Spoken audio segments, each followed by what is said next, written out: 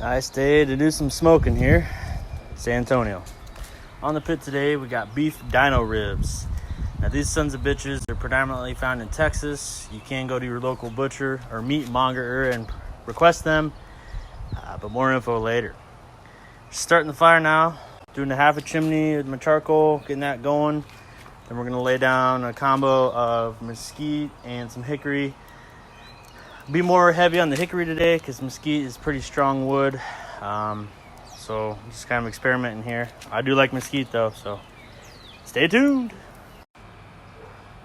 These dino ribs come from the short plate section of the cow. Typically in Texas, you can find big slabs of meat like this, but if you are elsewhere in the country, it's not as readily available. You just have to go to your butcher or meat monger of choice, tell them what you want, and you should be able to get hooked up. Typically, they're a short rib anywhere aside from Texas, so it's not that big of a deal. Weapons of choice today are hickory chunks, mesquite chunks, and some charcoal to maintain that heat. I'll be cooking between 275 and 300 today, so not quite there. Usually it takes about 6 hours to get where we want, but it all depends on that internal temperature. So just monitor and keep it going.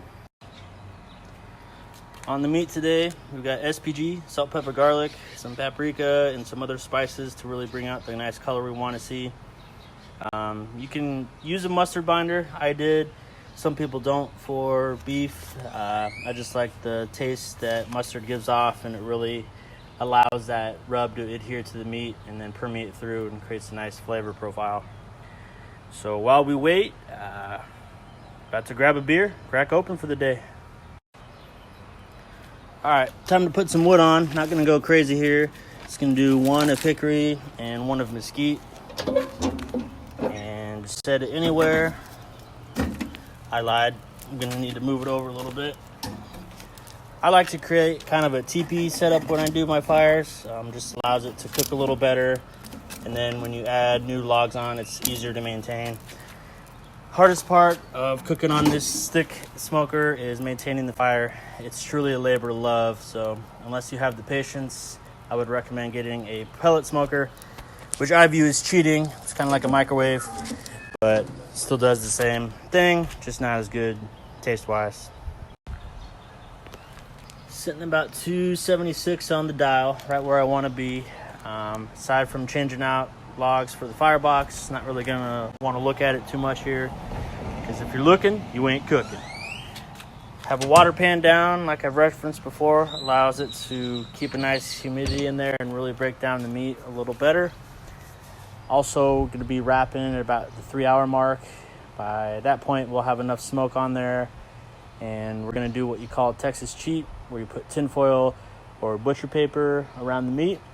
And essentially that will start braising your meat. If you put a liquid in there, I'm going to put some olive oil, a little beef broth, and some apple cider vinegar to really break it down, finish out the cooking process. We're looking to pull off between 202 and 206 today. And it should be buttery, smoky, have a nice smoke ring, and just be quite outstanding. So stick with me. Stick burners here. Hard to maintain that temperature. Dropped a little low. Just gonna put a little bit of hickory on here. And like I said before, just try and maintain a teepee sort of setup. That way it kind of burns down, and I just add the logs on top and adjust as I need to. Hardest part of the cook on the stick burner is to keep that temperature where we want it. But so far we're doing pretty good. Sitting about 2 hours in. Need to spray these real quick, keep them moist. Already have nice pullback from the meat. This is exactly what we want.